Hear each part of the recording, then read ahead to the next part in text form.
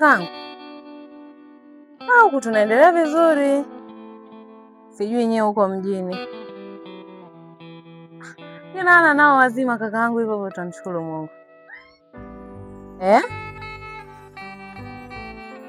Nani Ana? Acha basi kakaangu. Mungu baba, nashukuru Mungu, asante Mungu, nashukuru kwa kuniona jamani.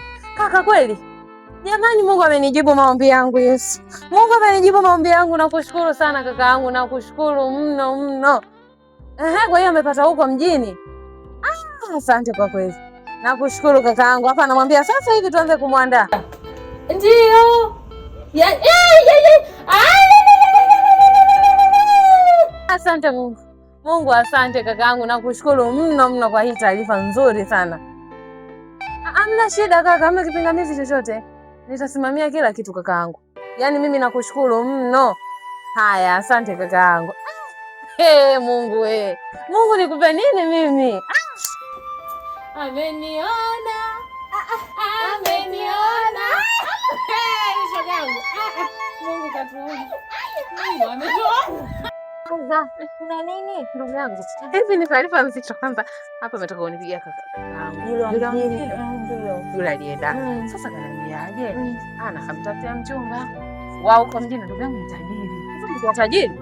Ni tajiri haswa. Kwani umaskini tushauaga. Mama ozesha. Yaani umaskini nimeuaga. Ana sikuumize kichwa ozesha. Anaanzaje kuniumiza? Tatu namwona tatu wangu. Mimi sitaki, nimemtupia huko mjini. Ndio maana simuoni. Sitaki maelezo. Tatu kaniambia mama nataka kusoma, nikamwamini mtoto wake. Mama nimeuza ng'ombe. Nimelipa ada. Tatu form 3. Form 4 kang'ang'ania kusoma, karudi na mimba Tatu. Sasa hiyo haipo. Usirudie shoga yangu makosa. Leo tunakula wote shughuli ndio sare naanza kuisambaza mwenyewe. Naanza kuisambaza mwenyewe sare. Baadaye.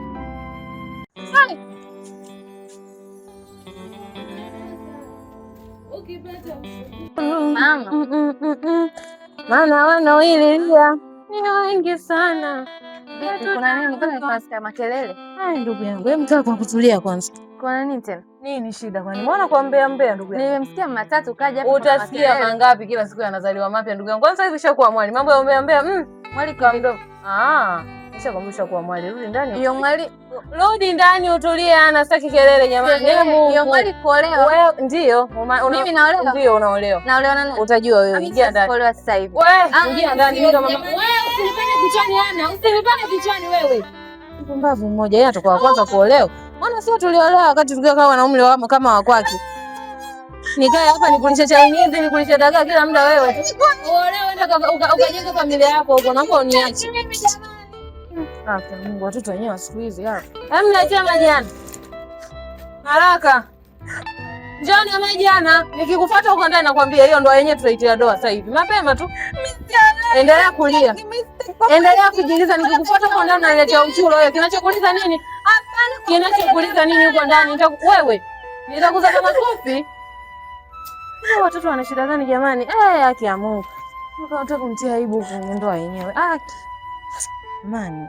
Mungu anakushushia baraka kabisa, nzuri kabisa. Hii ni nafasi. Tunatoka kwenye umaskini. Ana anaanza kulia. Kwa anataka kumaanisha nini? Kwamba hii ni laana. Ana anataka kumaanisha kitu gani lakini? Unahisi hii ni laana au? Sisi tunakupambania wewe unataka kwenye maisha ya umaskini. Mume wako ni tajiri mama. Una shida gani wewe? Sitaki mimi ngapi? Wewe basi utahama nyumbani kwangu, nakwambia. Kama una mama yako mwingine uhame. Mimi hapa kwangu sasa na mtu ambaye atakuolewa. Sitaki. Utahama nakwambia. Wewe niache. Dada yako mwenyewe alinitia aibu hivi hivi, umesikia? Hapana, acha tupane. Utaolewa. Mama siwezi. Nasemaje? Kama mimi mama yako niliweka miezi 9 mtumboni, mama utaolewa. Utajua labda uhame nyumbani kwangu. Mungu niweke mimi.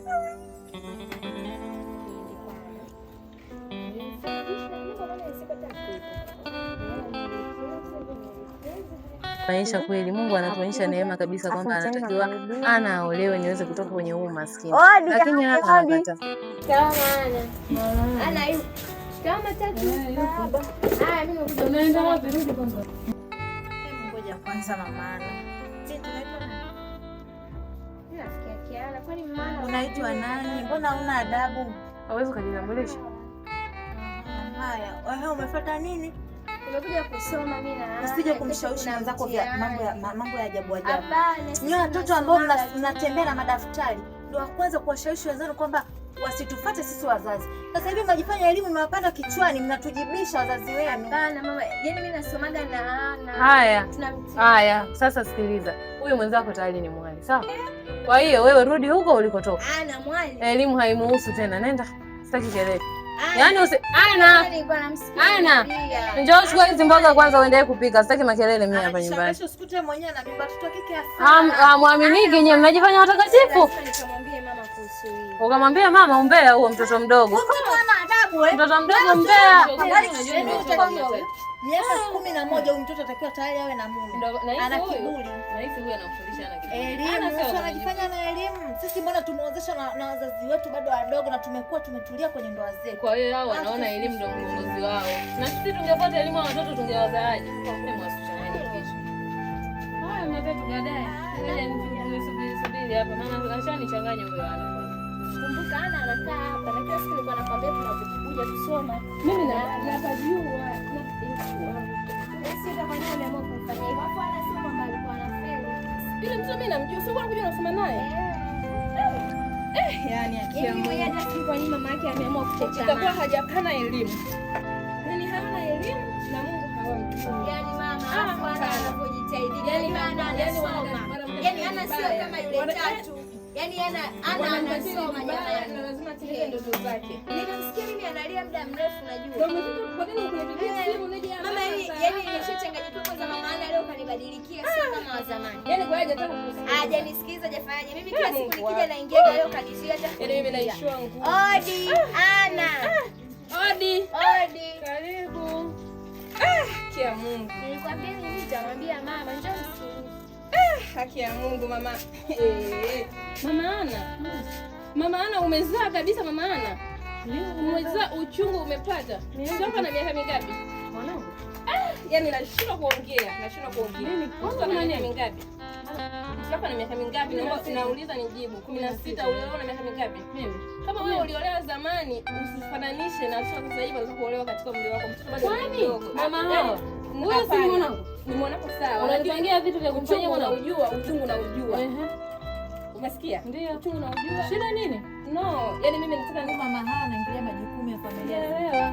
Yaani watoto wa kike sio kuwasomesha mama hawa. Hapana. Watoto wa kike watakusomana hawa. Hapana. Mama hawa sisi mwanangu mimi nimemsomesha na na sio wengine ninawasomesha. Wengine wanafanya kazi benki, NMB, Dar es Salaam. Upo. Kabisa. Na hiyo mtoto wa kike. Ni mtoto wa kike. Na umemsomesha ana dada zake. Mimi dada zangu wamesoma ndio. Wanasoma na huyu ndio maana ninasisitiza apate elimu na kuna huyu ana kila siku anakuja kusoma na mtoto wangu na waona pale juhudi. Mimi nimemwambia hata siku moja mimi matukio yana pia ninayaangaliaga ya mwanangu nayaangaliaga, lakini sijai kuona mtoto wenu hakifeli na anaendelea vizuri. Nashinda kuelewa kwa sababu gani yaani nyie mtoto wenu labda anaogopa hata kuonesha ile matokeo labda anapokuwa darasani anaendelea vizuri kwa sababu nyie ni wakali. Mnaanza kumpa. Nimemwambia hivi mama kwa sababu mtoto wangu mimi tatu. Karudi na mimba mama hawa. Sio kama tatu.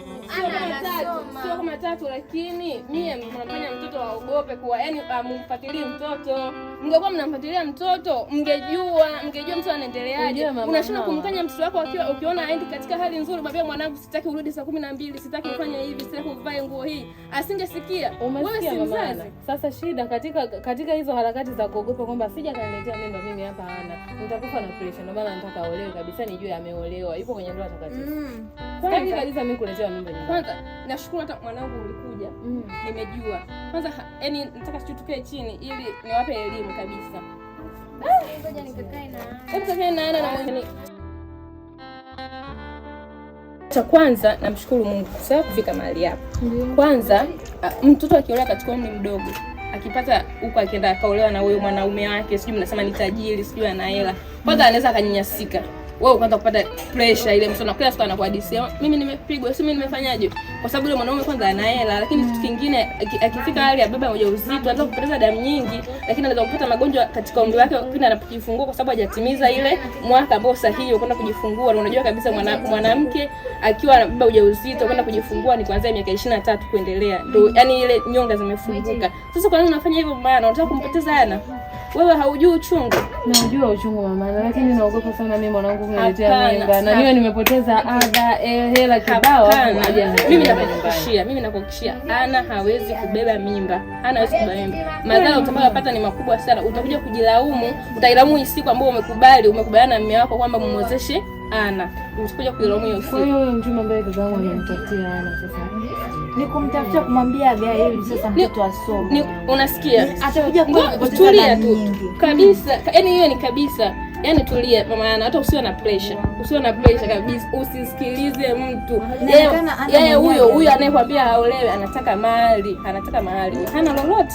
Na shida nyingine mama yake. Wewe bora hata uko baba hao kidogo ana hela na nini. Ni unaona maisha yako kweli jamani. Hapana. Labda mama Ana akisoma atakuja kukukomboa. Ndio anakuwa ukombozi wa familia yako. Kumbuka hilo kuliko kuolewa aenda kateseki anakuletea sijui mama nimepigwa nimefanyaje na mwanaume mwenye hela. Akishaoa familia yenye maskini, yani lazima yule mwanamke kateseke. Ana mwenyewe anaonekana hajapenda. Na Ana mwenyewe hajaridhika. Mtoto hayo umefika kule ametoroka, ameenda sehemu ambapo hainanili, haistahili, labda kaenda kwa mtoto wa mtaani, kasafiri siku kenda mkoa gani akatafute maisha yake. Wewe utakuwa unalala hapa nyumbani, utalala usingizi. Ni kweli, ni kuliko kumpoteza mtoto. Bora kumwacha asome. Kabisa, lakini kwa nini ulikuwa unamshauri? Mimi nimemshauri kwa sababu ya tatu wangu kaniumiza yule mtoto. Pole jamani, Mungu nisamee mimi jamani. Mshukuru Mungu jamani. Yaani nimeumia sana. Jamani Ana sana mama. Mtoto tu anauma sana. Tumuite Ana tumwambie jamani. Ana mwanangu. Ana. Nakuomba njoo mama. Mama Ana. Hapana. Nimewaza sana. Tumbo la uzazi lilicheza mwanangu hawa alivyoniambia nikasema jamani, yaani umaskini ni mbaya sana jamani. Umaskini ni mbaya. Umaskini ni mbaya. Wasomeshe watoto watakuja watu kabisa. Ngoja nijitahidi kabisa. Nauza mboga za bila kujali wa kike, bila kujali wa kiume. Wote wanatakiwa wapate elimu. Mimi nimeliona hili. Kabisa. Mbona akina Ana hawatoki sasa? Ana. Njoo mwanangu. Njoo na hawa. Tangaza hawa. Usina njoo mwanangu. Pole mwanangu. Nisamehe mwanangu. Nisamehe umaskini tu unasababisha. Mama yako ameshamwambia hauendi kuolewa, uende kwa huyo mwanaume. Uendi tena mwanangu. Wewe unasoma shule utafanya mtihani. Hapo jiandae kabisa, kesho unaenda shuleni mwanangu. Umesikia? Kwamba tumruhusu tu kuanzia leo, hata akitaka kula kwa kina hawa. Aende tujisomee. Nimeona nakuacha kabisa mwanangu, timize ndoto yako. Utakuwa nesi mwanangu. Naomba Mungu akusaidie mwanangu. Nisamee mimi mama yako. Basi basi. Nishaambia mama yako amepata hiyo elimu sawa. Yaani mchwana kabisa jamani. Pole. Utakuwa nesi. Nisamee mama. Pole. Nisamee mama. Maskini ndo sababu ya pole. Critical moment. Bwana nendeni ndani. Msome watoto sana. Hamna shida jamani. Yaani Mungu akubariki sana. Karibu tena. Haya jirani, usiache kuambizana mambo kabisa. Amina. Haya jamani. Haya baadaye. Haya kwa heri. Kwa heri mama. Anaendelea kusoma hapa hadi apambane hadi afike mwisho. Sasa